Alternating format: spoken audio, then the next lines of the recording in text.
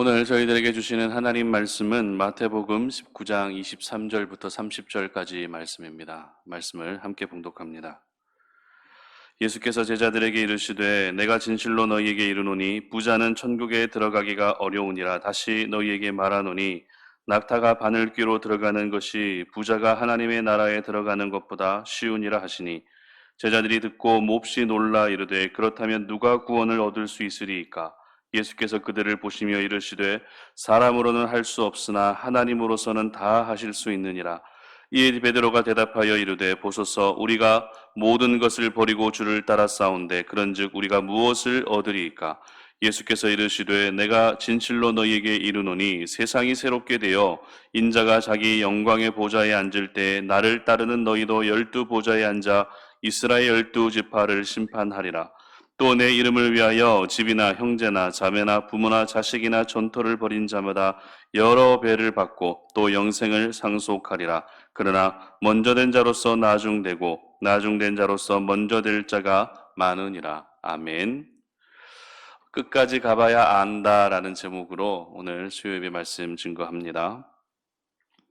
여러분 끝까지 가야 안다라는 말 들어보셨을 것입니다. 그러면 언제 주로 이런 말을 사용하죠? 흔히 우리의 인생을 이야기할 때 끝까지 가봐야 안다라는 말을 사용하는 것 같습니다. 만약 여러분의 자녀가 공부에 전혀 관심이 없다면 어떻습니까?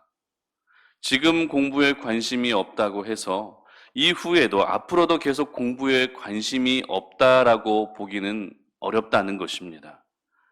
어떤 상황과 또 어떤 일들을 계기로 얼마든지 다시 공부에 관심을 가질 수 있는 것이죠.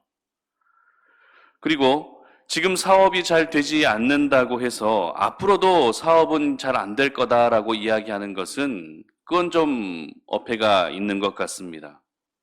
길을 가다 보면 오르막길이 있는 반면에 내리막길이 있는 것처럼 인생은 끝까지 가봐야 아는 것이죠. 지금 사업이 되지 않는다고 해서 이후에도 사업이 잘 안 된다라는 그런 장담은 할 수 없는 것입니다. 그리고 스포츠 경기에서도 끝까지 가봐야 안다라는 말을 자주 사용하는 것 같습니다. 그래서 이 막판 대역전 경기가 펼쳐지는 그런 운동 스포츠 경기는 정말 흥미로운 것 같습니다.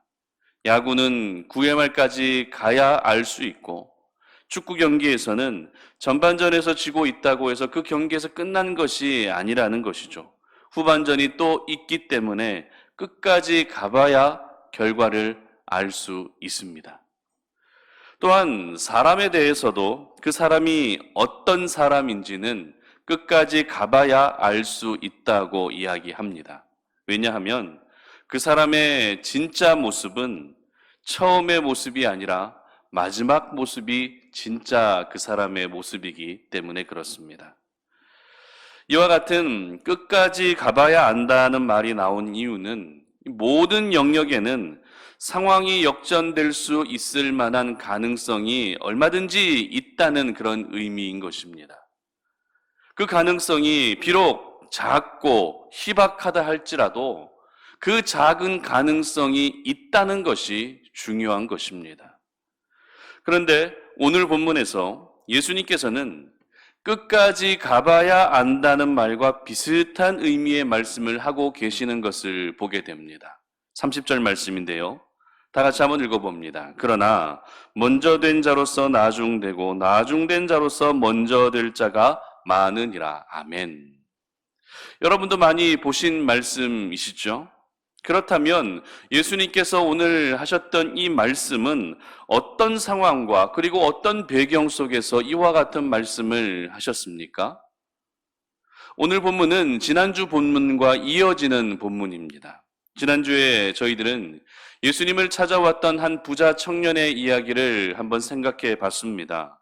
이 부자 청년은 구원에 대한, 영생에 대한 목마름을 가지고 있었던 청년이었지만 예수님께서 너의 가진 모든 재산을 팔아서 가난한 자들에게 나누어 주라, 그리고 나를 따르라 하시는 그 말씀을 결국에는 받아들이지 못했습니다. 그리고 이 부자 청년의 모습을 보시면서 예수님께서 제자들에게 이렇게 말씀하십니다. 23절입니다. 예수께서 제자들에게 이르시되 내가 진실로 너희에게 이르노니 부자는 천국에 들어가기가 어려우니라. 아멘. 여기서 저희들은 예수님의 말씀의 의미를 잘 알아야 되는데요. 예수님은 결코 부자는 천국에 들어갈 수 없다라고 말씀하신 것이 아니라는 것입니다. 만약 예수님께서 부자는 천국에 들어갈 수 없다고 말씀하셨다면 어느 정도 재산을 가지고 있는 부자들은 그냥 천국을 포기하고 그렇게 지옥으로 다 가야 된다는 그런 결론이 나올 수밖에 없죠. 그렇기 때문에 오늘 예수님께서 말씀하신 것은 부자는 천국에 들어갈 수 없다는 것이 아니라 뭐예요? 천국에 들어가기 어렵다라는 것입니다. 천국에 들어갈 수 없다는 것과 천국에 들어가기 어렵다는 것은 그 의미상으로 완전히 전혀 다른 의미를 가지고 있다는 것을 여러분 잘 기억하셔야 할 것입니다. 그렇다면 왜 예수님께서는 부자는 천국에 들어가기 어렵다라고 말씀하신 것입니까? 바로 가진 재산이 많기 때문입니다. 가진 돈이 많기 때문입니다. 그들은 재산이 많고 돈이 많기 때문에 결국 돈이 주인이 되고 물질이 주인 될 수 있는 가능성이 더 높기 때문에 예수님을 따르기 어렵다라는 것이었습니다. 예수님의 말씀을 들은 제자들은 적지 않은 충격을 받게 되는데요. 그리고 이렇게 이야기합니다. 27절 보시기 바랍니다. 이에 베드로가 대답하여 이르되 보소서 우리가 모든 것을 버리고 주를 따랐사온데 그런즉 우리가 무엇을 얻으리까? 무슨 말입니까? 예수님, 그 부자 청년은 예수님을 따르지 않았지만 저희들은 예수님을 따랐습니다 라는 그런 의미입니다. 이렇게 우리가 주님을 따랐는데 정말 우리가 영생을 얻을 수 있는 것이 맞습니까? 아니, 영생 얻는 그 이상으로 또 다른 혜택이 저희들에게 주어져야 되는 것 아닙니까? 라고 하는 이런 의미의 질문이었던 것입니다. 베드로의 질문에 예수님의 대답은 그래, 내 이름을 위하여 모든 것을 버린 자들은 버린 것보다 더 많은 것을 받게 될 뿐만 아니라 영생을 상속받게 될 것이라고 이렇게 말씀하신 것이죠.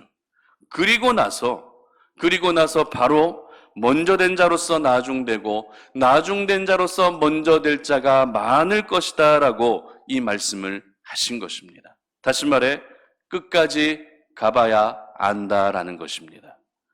물론 주님을 위해 모든 것을 버린다면 버린 것에 비교할 수 없을 만큼의 엄청난 은혜와 구원을 선물로 받을 수 있는 것이 사실입니다.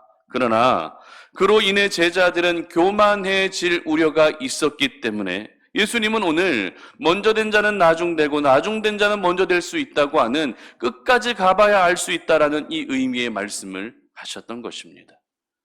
그렇다면 먼저 된 자로서 나중될 수 있고 나중된 자로서 먼저 될 수 있다는 이 끝까지 가봐야 알 수 있다고 하는 예수님의 말씀을 저희들에게 적용해 보면 어떨까요? 그것은 신앙의 연수가 중요하지 않다는 것입니다. 어떤 직분이 중요하지 않다는 것입니다. 공동체 안에서 내가 어떤 훈련을 받았고 그리고 또 어떤 수고와 봉사를 하고 있는가 하는 것이 중요하지 않다는 것입니다. 그리고 지금의 상태가 어떤 상태인지도 그렇게 중요하지 않다는 것입니다. 오히려 매 순간 내가 교만해지지 않게 하기 위해 자기 자신과 싸우는 것이 더 중요한 것입니다.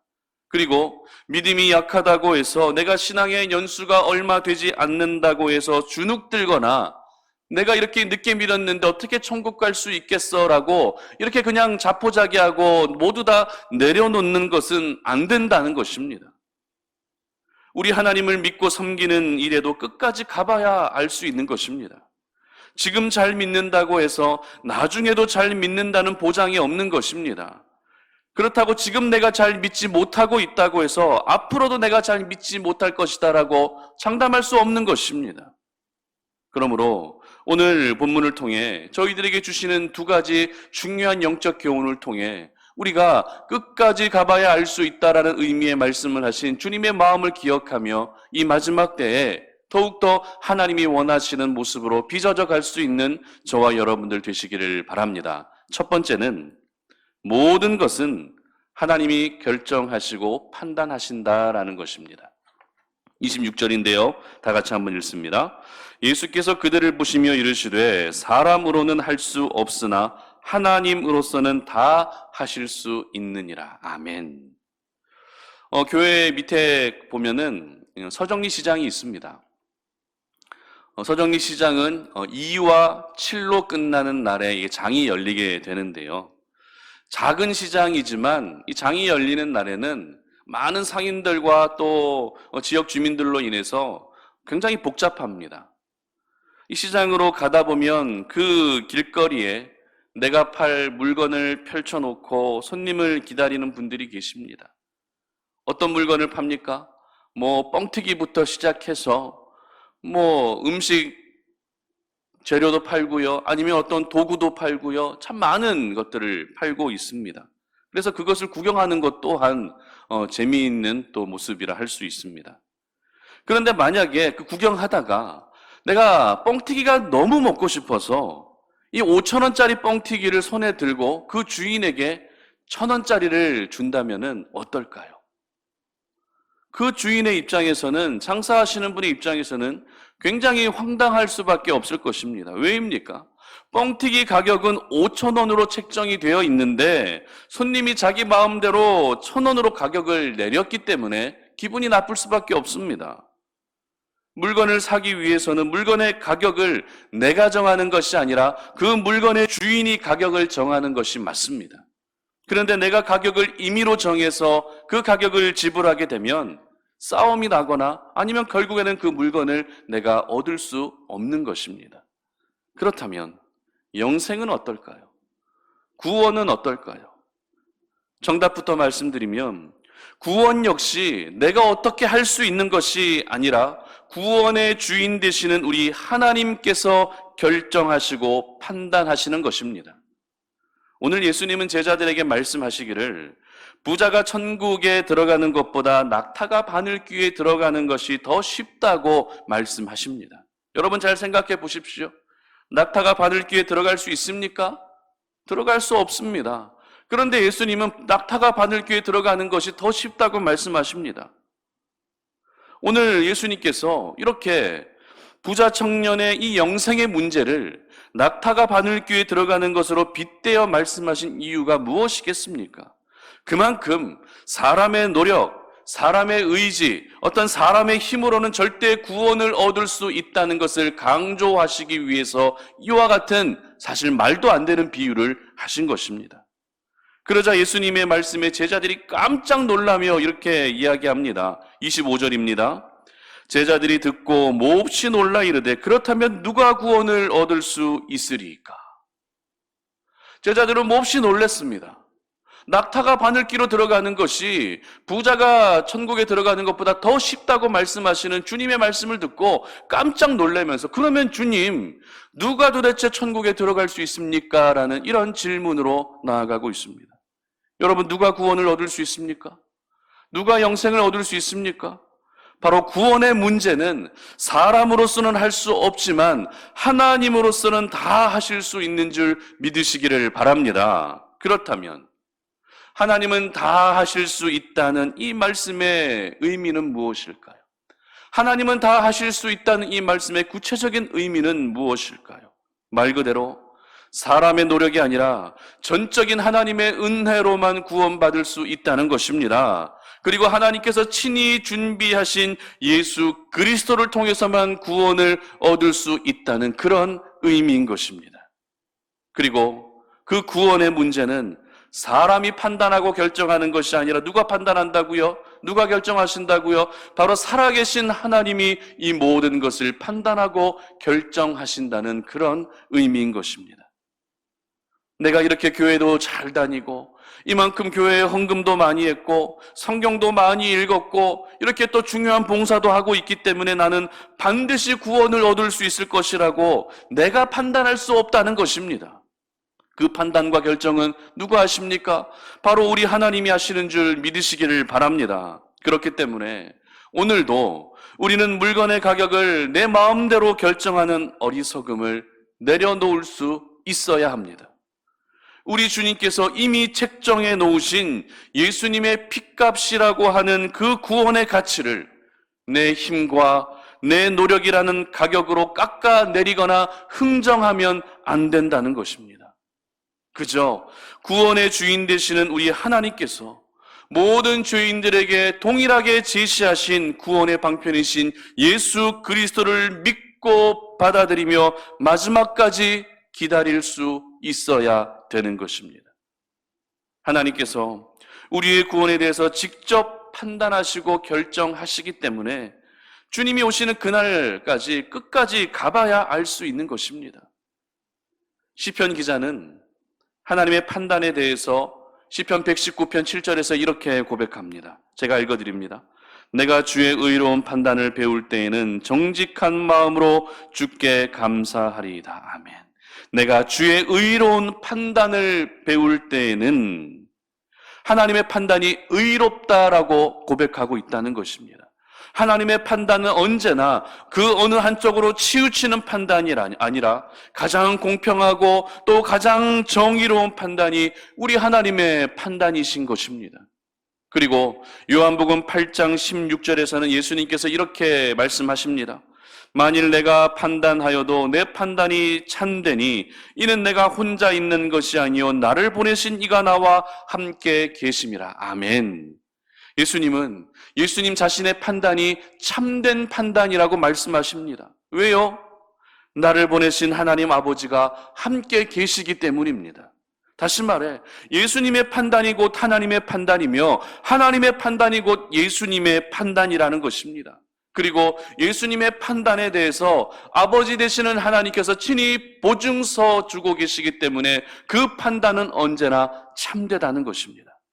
그러므로 내가 판단하고 결정할 것이 아니라 하나님의 판단과 결정의 모든 것을 맡길 수 있기를 바랍니다. 구원과 영생에 관한 문제뿐만 아니라 우리가 이 땅에서 겪게 되는 어떤 일들 그리고 어떤 상황에 대한 판단도 하나님께 맡기시기를 바랍니다.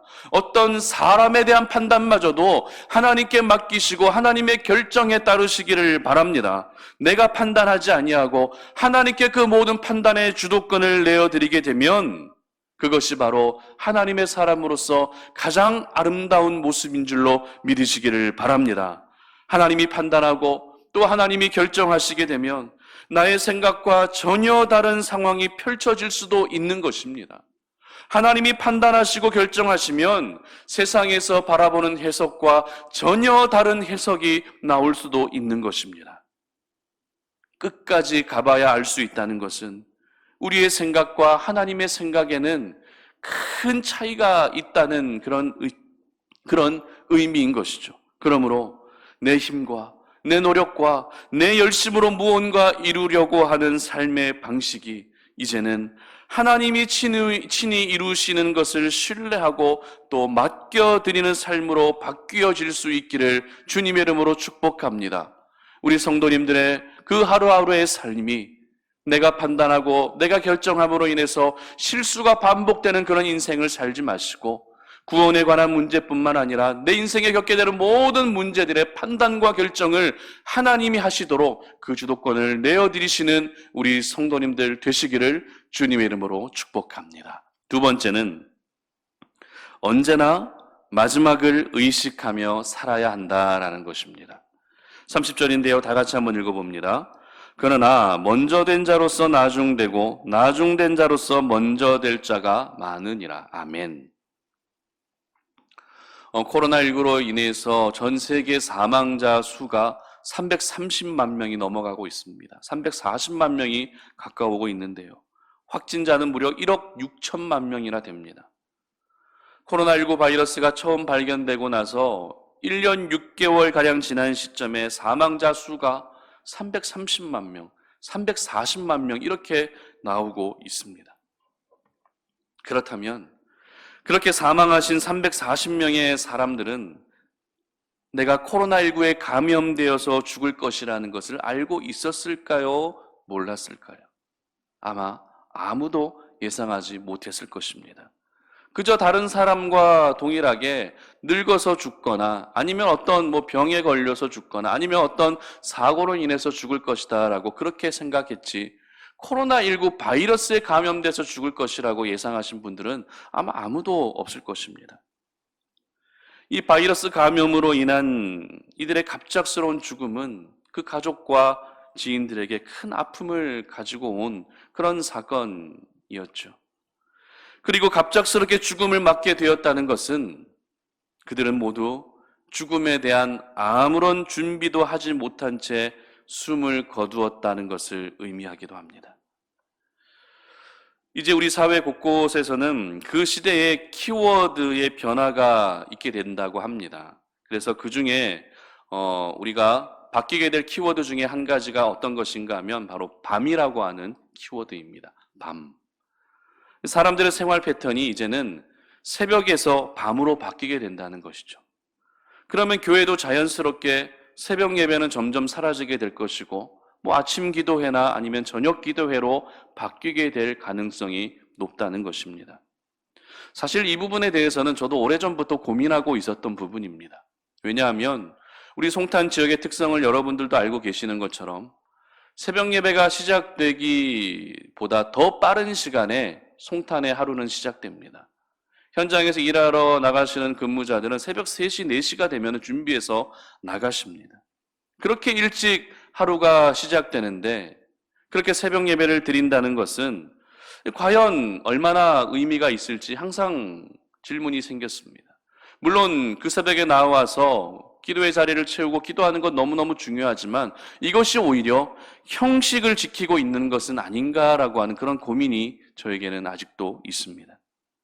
그리고 우리 시대에 또 하나의 바뀌게 될 키워드는 이제 죽음이라고 합니다. 죽음.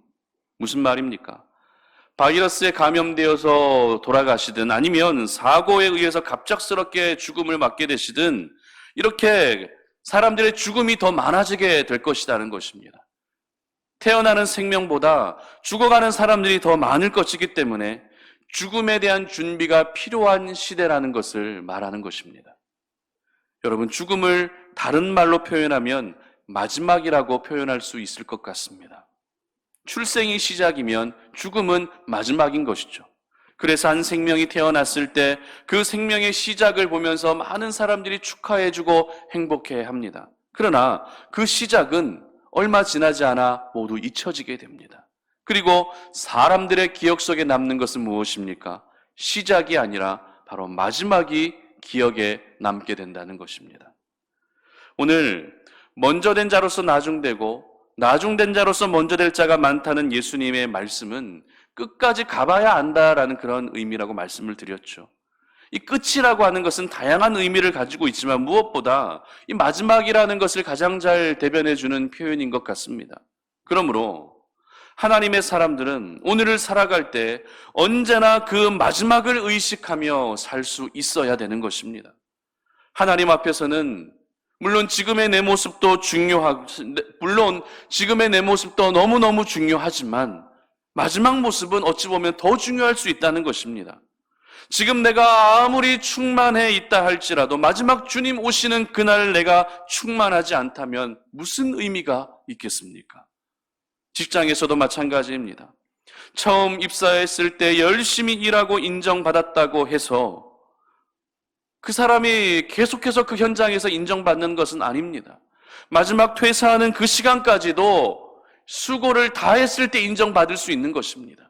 그러나 마지막 그 순간에 수고를 다하지 않는다면 그 마지막 모습이 부끄러운 모습으로 마무리를 하게 되면 지금까지의 모든 수고가 헛되이 돌아가는 것입니다. 학교에서 공부하는 아이들은 어떻습니까?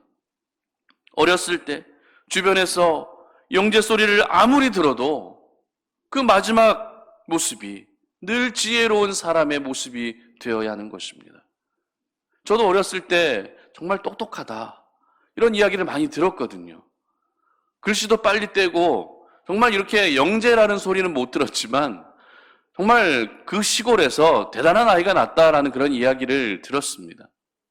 그런데 처음에 그렇게 이야기를 듣는 게 중요한 것이 아니라 제가 살아가는 매 순간순간마다 지혜롭게 사는 것이 더 중요하다는 것이죠. 보통 사람의 진짜 모습은 첫 모습이 중요한 것이 아니라 마지막 모습이 그 사람의 진짜 모습인 것입니다.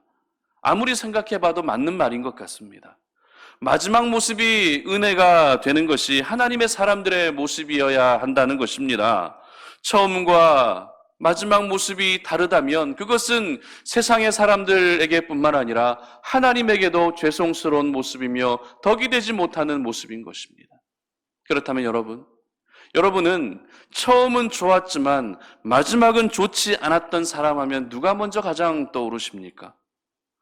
저는 솔로몬이 떠오릅니다. 솔로몬은 처음 왕위에 올랐을 때만 해도 1,000번제를 드리며 하나님의 백성을 다스릴 수 있는 지혜를 달라 구했고 하나님은 그 지혜를 허락하셨습니다.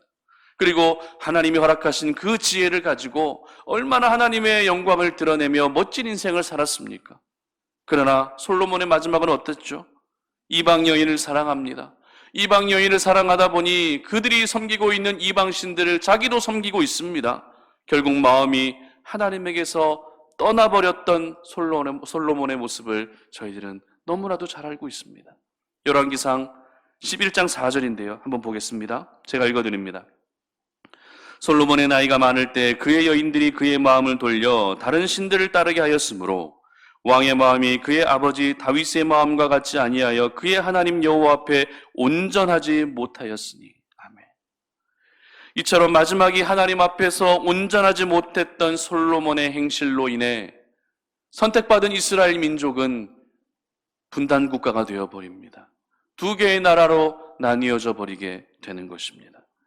그러므로 하나님의 사람들은 오늘이라고 하는 이 시간, 지금이라고 하는 이 시간, 현재라고 하는 이 시간을 살면서 최선을 다해야 하는 것은 기본일 뿐만 아니라 언제나 나에게 찾아올 마지막 시간을 의식하며 오늘이라는 시간을 보낼 수 있어야 되는 것입니다. 만약 마지막을 의식하지 않고 오늘만 사는 사람으로 산다면 먼저 된 자가 나중되고 나중된 자가 먼저 되는 이 예상 밖의 일들이 저희들의 인생에서 일어나고 마는 것입니다. 그러므로 지금 여러분이 성령 충만하시다면 마지막까지 성령으로 충만하실 수 있도록 깨어 있으시기를 바랍니다. 반대로 내가 지금 죄의 문제로 넘어져 있다면 하루빨리 회개하고 돌이키셔서 은혜를 경험한 사람으로 마지막을 맞이할 수 있기를 바랍니다. 저와 여러분에게 이 마지막이라는 시간이 언제 올지는 모르지만 모든 사람들에겐 이 마지막은 반드시 찾아오게 되어 있습니다. 그러므로 나에게 찾아오게 될 이 마지막을 의식하며 그 마지막을 믿음 안에서 아름답게 준비할 수 있기를 바랍니다. 기도를 더 많이 쌓으시기 바랍니다. 모든 죄악을 깨끗게 하시기를 바랍니다. 항상 하나님 앞에서 경건하고 올바른 관계를 맺어갈 수 있기를 바랍니다. 그래서 여러분의 그 마지막 모습은 모든 이들에게 은혜가 될 뿐만 아니라 우리 하나님마저도 여러분의 마지막 모습을 보시며 칭찬해 주시는 그런 아름다운 모습이 있으시기를 주님의 이름으로 축복합니다.